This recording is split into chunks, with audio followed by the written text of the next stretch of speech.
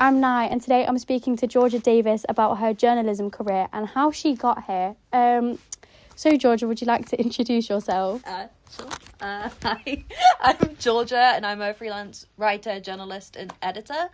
I've been working kind of in and out of those fields, I'd say, for roughly about 5 years, but I've had like a few gaps here and there and kind of explored different avenues. But yeah, I'm just back on it now, I think.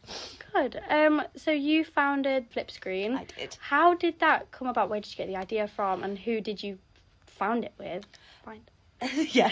So I founded it with a friend of mine. Mm-hmm. So her name is Laura, and she is from Austria. Mm-hmm. And we've been friends since I was in about year 10. Okay. So we'd been talking on and off for ages, and she was always kind of like one of my, like a big supporter. Like, even if you don't talk to her for a while, you kind of send her a message and she goes, yeah, that's great. Yeah. And at that time, I was very like online, very on like Twitter, stuff like that. Mm-hmm. And a lot of the people I've been following had been writing stuff like that. So one of the biggest inspirations for me was a white site called Screen Queens. Mm-hmm. So they kind of championed female voices, like female-led stories kind of thing, and up-and-coming writers. Yeah. And I, being in my last year of university, was having a small crisis. Mm-hmm. I was like, yeah. So I was like, I don't really know what to do with myself, but I know I'm a good writer. Yeah. So I decided to start it by myself, with my friend Laura even. But I ended up just taking full charge of it. And just seeing where it went from there, so I could publish my own work and also help other people write their own work, and that's how I kind of started building my portfolio and stuff. Yeah. So with you being on Twitter so much, were you in fandom spaces quite a lot? Oh, yeah. God, yeah. Is that so? Would you write about being in fandoms, or mainly the people that you were a fan of?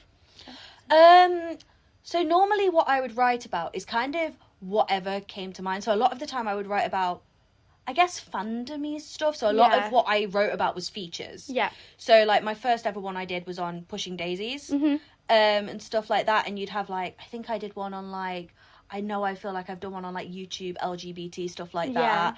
And, yeah, it's just kind of, like, yes, there was some fandom element into it, but it was also more of just kind of, like, the inspiration of the now, kind of following the trends, seeing what happens, that kind of thing. Yeah. How did you sort of find your niche, if that makes any sense? What kind of compelled you to write about, I guess, popular culture in a way?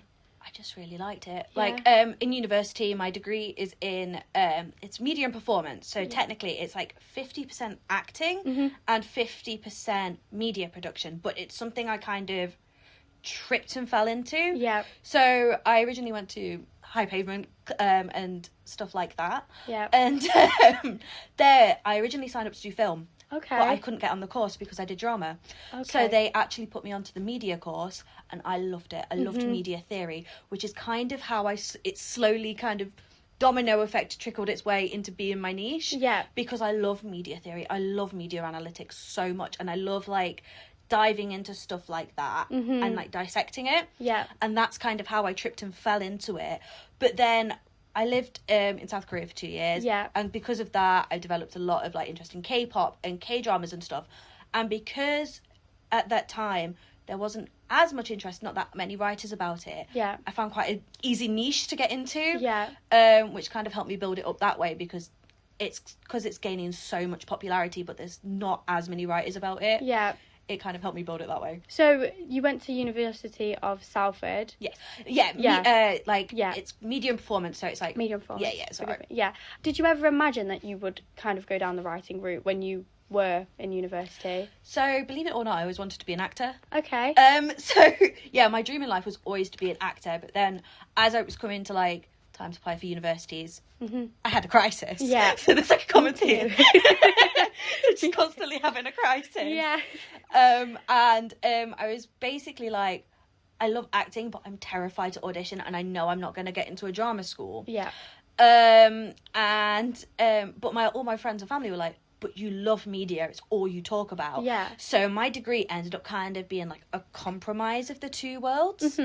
And that's kind of how it started going from there. And then when I was at university, I did, like, so I joined a theatre society to get like all of my acting stuff out. Mm-hmm. But what in my actual degree, I did more production elements. Okay. So I did more of like, I did like screenwriting courses, I did documentary courses, stuff like that, to kind of learn the ins and outs of it. Mm-hmm. And throughout my degree, I was always told I was a good writer. Okay. It's like, I can do a lot of things, but I'm a really good writer. And I was Yeah. like, you know what? Maybe I should kind of Give it a do. go. Yeah, that's Yeah. kind of how we tripped and fell into it. So Yeah. it wasn't really an intentional pathway. It's just Mhm. kind of one I've kind of fallen into. If Yeah. that makes sense. Yeah, and then so when she graduated university, would you seek out more acting-based work, or did you seek out writing work? So once I graduated, I moved back to Nottingham. Yeah. So in that time, I was just kind of like looking for anything. So Yeah. at that time, I was still the editor-in-chief of Flipscreen. Mm-hmm. So I was doing more like, I was doing a lot of journalism work. So I Yeah. went to London Film Festival as press. Yeah. So that was like my first film festival. It was amazing. I can imagine. Yeah, so I went to like the first like initial premieres of like Jojo Rabbit and Knives Out, stuff like that. Yeah. Yeah, I got to see like all sorts of different films, and I even got to see some films that to this day I still think some of my favourite films I've ever seen. Okay. So yeah, I did that. Mm-hmm. So I kind of just went in and out editing and stuff like that, and then obviously COVID happened, Yeah. so I couldn't really do anything. Yeah. And that kind of made my decision as to what would happen next. Mm-hmm.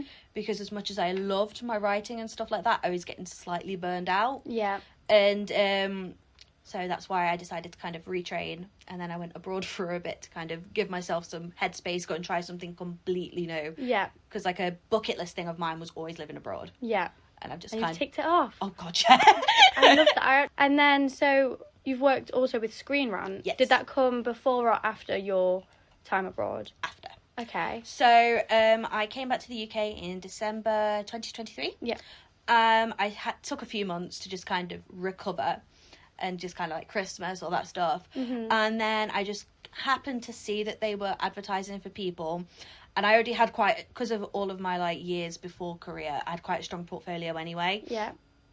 And I just applied for them by off chance, sent a sample, Mm-hmm. and they accepted me. And yeah, Okay. I did it all remotely from home. Yeah, and then so when working with Screen Rant, was remotely? Yeah. How did it work? So they all do it through Discord. Okay. And so it's like it's really well structured to say you never see a human being. Yeah. So you have like a massive team of editors, but within the editors they kind of have very slight niches. Okay. So I generally worked with an editor called Marcelo, Mhm. because his niche tended to overlap more with mine, so he'd know more what I was on about. Okay. And essentially what you do is you come up with ideas, Mhm. you send them a pitch, it will either get approved or it won't. Yeah. And then if it does get approved, you go ahead and write it and just kind of make sure you're keeping your editor in the loop, if that makes sense. Yeah.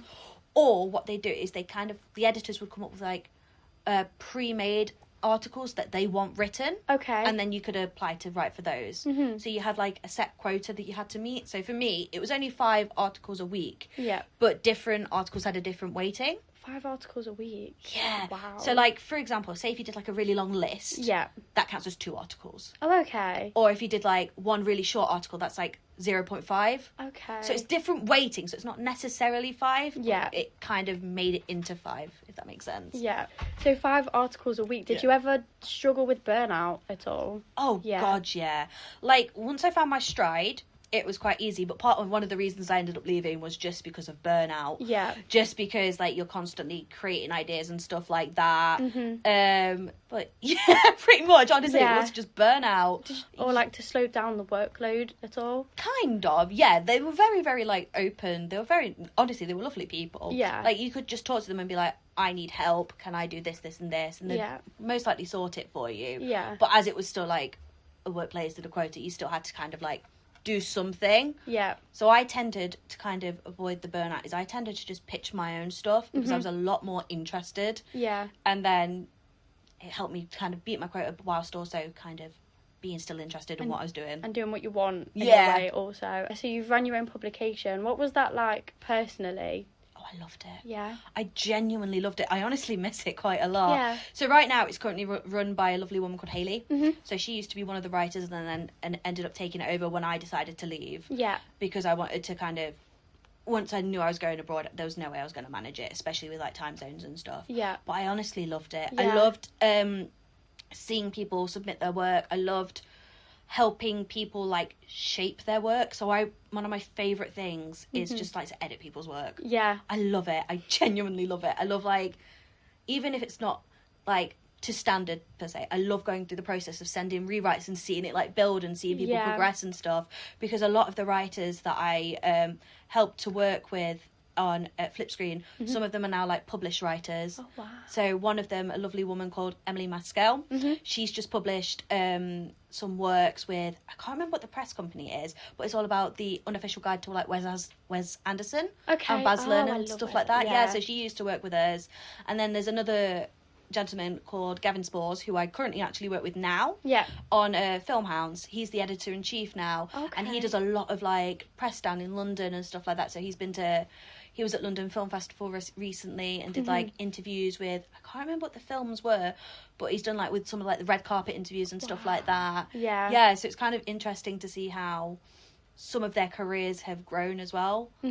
So yeah, that's kind of like one of the things that makes me quite happy, because I know quite a lot of them, Flipscreen was like their very first start, so I kind of feel like I've played a part in that. What are you doing at the moment? Are you still in journalism? Are you in media? I'm kind of to and froing at the moment. Yeah. So once again, the burnout has kind of hit, so I've been taking a step back, but I haven't. Yeah. So right now I work as the TV editor for Filmhounds. Okay. So I'm still very much in it. So I most of what I do is I talk to PR companies, get screening requests, stuff like that, organise writers, publish their articles, stuff like that. I also write reviews and stuff myself. I'm considering getting back into like the pitching game, because I do really, really miss writing features. Features is my favourite thing to do. And yeah, other than that, I just work part-time. So because one of the things I hated about remote work even is that you don't see people. Yeah. So I wanted to go outside into the real world. Speak to people. Yeah, pretty much. Nothing wrong with that. So how did you get to where you are now? Would you say because of your strong portfolio and all of your writing experience? I'd say honestly, it's just kind of like tripping and falling my way, if I'm being honest. Yeah. Because like I never expected this to be the route that I like. If you told me at the age of like 10 that I wasn't an actress and I wasn't on Doctor Who, I would cry, because that was my dream. I always wanted to be like Rose Tyler on Doctor Who, but yeah, I literally just stumbled my way into it, and it's just kind of like me going, okay, this is what I'm good at and this is what I enjoy. Maybe this is what I should kind of pursue in the future. Yeah. So like next year I'm considering going into doing a master's in journalism. Yeah. To see if I can kind of like properly like even build a portfolio even more that way. Yeah. But yeah, honestly, as much as I would like to say there's a really glamorous way I've done it, it's not. I think it's sweet though, it's honest. Yeah. Yeah. Well, I think that's everything I've got. What did I say? Yeah, that's everything. Thank you very much. That's all right. Thank you for your time. That's it. No worries. Bye. Bye.